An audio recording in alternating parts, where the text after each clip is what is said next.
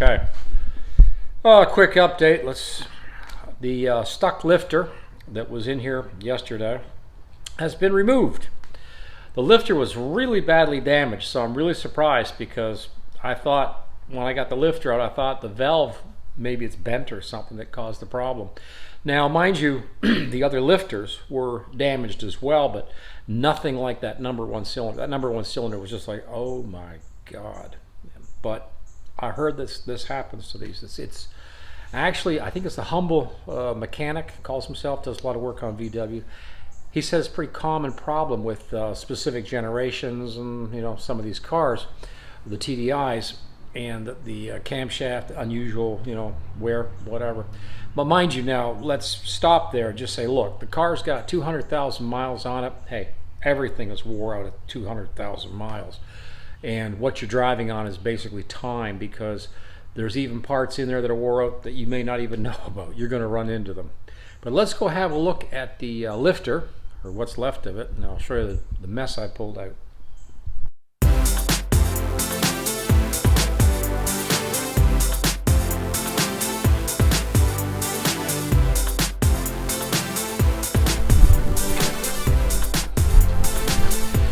All right, can you guess which one is the lifter that we pulled out yesterday? Yeah, maybe it was that one, like right there. The top is damaged even more than it was because I actually cut it open a little bit to get a lift piece in here so I could actually force the lifter and pull it out of there. But what I was really concerned about was whether there was any damage from the valve or other metal parts. I took a magnet and just pulled the heck out of everything to try to make sure that we got everything off. So it came out, and I can actually show you, take a quick look here, and yeah, there's the there we are.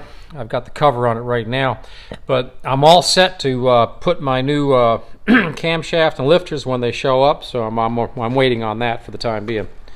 But this week at Coffee and Tools, hey, we want to take a look at another tool that has got me specifically out of problems with this thing. So when I took the valve cover off, one of the problems is it comes with the valve covers are held down by these little tiny cap screws, and you need an Allen key like this one here, metric Allen key. And these things were on so tight, a couple of them, the head actually stripped. And once an Allen key strips on the inside of a cap screw, a lot of times if you have space like on the front here, you can get a vice grip or something like that and break them loose to get them out of there. But the ones that stripped, of course, were on the back. Of course, where are they going to strip? So found a tool that has more than, I can't tell you how many times this thing has saved me.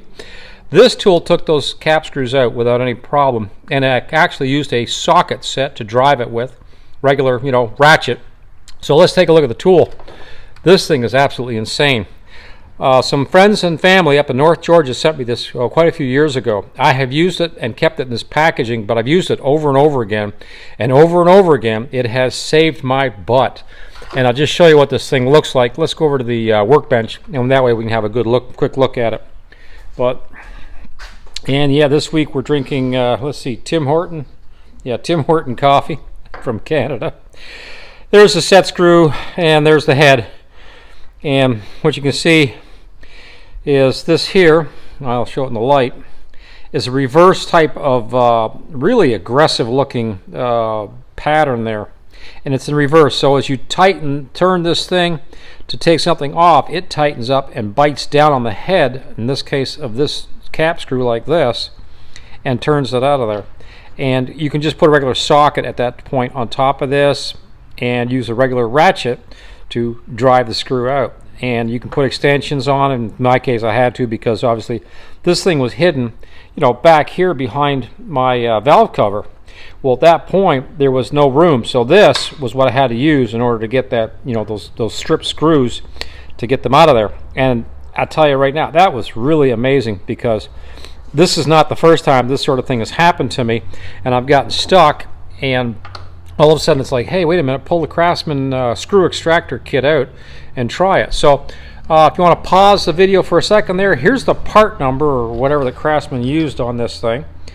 and I haven't seen it anywhere else, so I don't know where else you'd be able to get this kit from, but I highly recommend the kit. There's only limited certain sizes, but the darn thing just absolutely does a terrific job. And this just again, yesterday, the other day when I was using this thing, and yesterday I was looking at it and I thought, I really need to talk about this and just let everybody know that if you're looking around and you ever want to have some extra extraction, screw type kits or anything that gets you stuck, this darn thing it's done it over and over again for me. So yep, there's our here's our coffee. Good old Tim Horton. Okay, hey, let's see if we can swing around. Nope. So there you go. Really good extractor kit for screw. But if you're dealing with old rusty nuts and bolts, even sometimes, and in one instance, I was dealing with a cap screw that had like a Phillips head, pattern in it. Well, the Phillips head stripped, and at that point, it was in a long, deep area where it's like I really can't get at this darn thing. Can't even drill it out because it was in such a tight spot. And I realized, what, that crazy extractor kit will go in there, grab the head of that screw, and pull it out. And I thought, well, we'll give it a shot. We'll try. It worked. It worked great. So, hey, that's it for today. Again, thanks for checking in at Coffee and Tools. We're still working on the bug, and we'll continue to work on that bug until we get it running again. Yay!